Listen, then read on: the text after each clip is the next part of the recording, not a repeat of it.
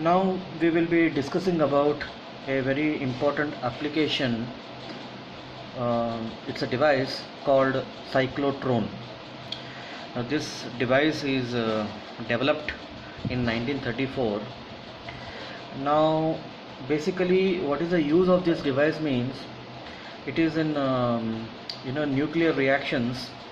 You need charged particles which are traveling at a very high speed, which are possessing very high kinetic energy to bombard nucleus of radioactive materials.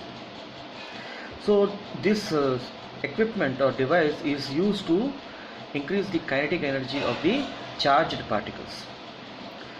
It can be a proton.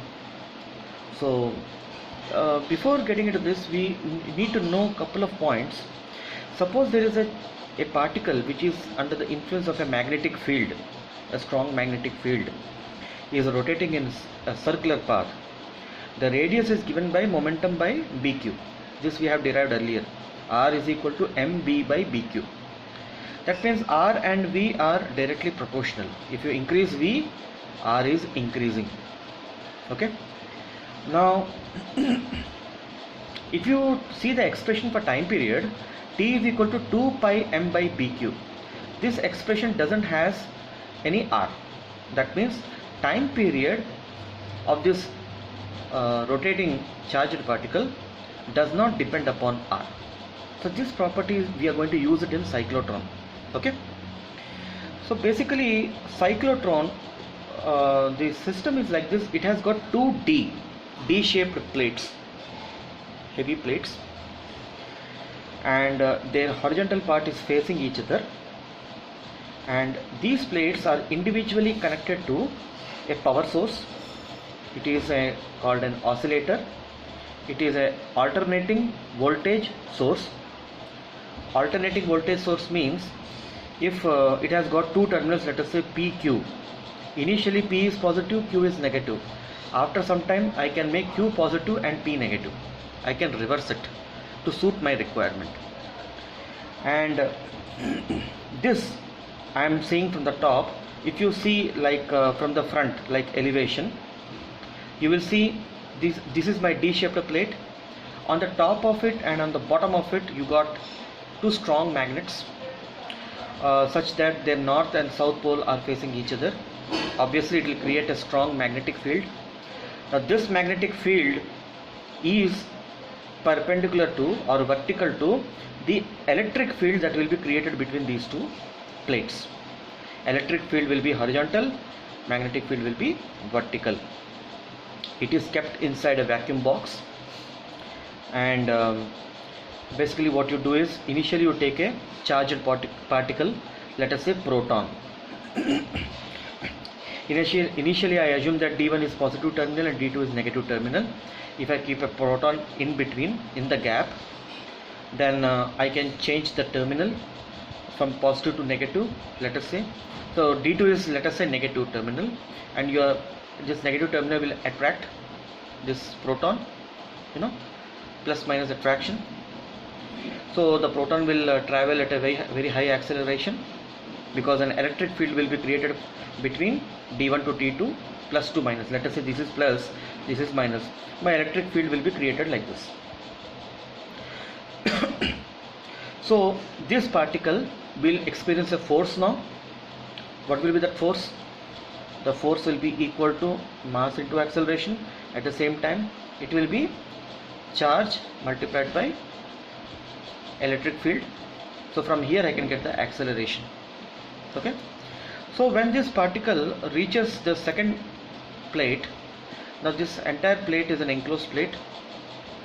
So what happens is it loses its acceleration, but because of acceleration it has already possessed some velocity. Now this is also under the influence of a strong magnetic field, let us say. Okay. So this magnetic field, what it will do? It will apply a magnetic force on this charged particle, and the particle tends to move in a circular path. So if this particle starts from here, it reaches here, under the influence of magnetic field, it will try to rotate now in a circular path. but the velocity now is higher than the first stage. Initially there was no velocity, now there is some velocity v1. So depending upon that v1, if you put it in this formula, you know the mass of the proton, you know the field, you know the charge of the proton, you will get the r. Like this it starts rotating in a circular path.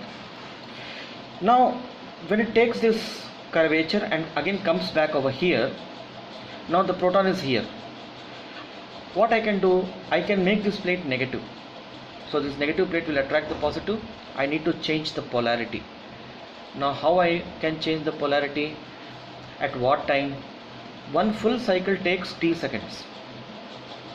See, it is rotating in a circular path. One full cycle takes a t seconds. So now it is half cycle now. Half second will take t by 2 seconds. So after t by 2 seconds, this operator will exactly change the polarity. So initially this was d2 was minus, now d2 became plus, d1 became minus, and the proton is near d2. So proton will be pulled. It will again experience acceleration, again the velocity will increase, again the radius will increase, and it will start rotating like this. Okay, at every t by 2 seconds the operator will be changing the polarity. Why? Because even if it is going at a high velocity or a higher radius, the time is not dependent upon the radius. So after some time the radius keeps on increasing, the velocity also keeps on increasing tremendously, and when it reaches the outermost part of this D-shaped plate, there is no space left now. So they will create a small window over here or small gap. From this gap, this charged particle will be shot towards the target. The target nucleus will be kept over here and it will go and bombard that. So this is how we can use the magnetic fields to create charged particles of very high kinetic energy. They create charged particles having kinetic energies in the order of 5 million electron volts also.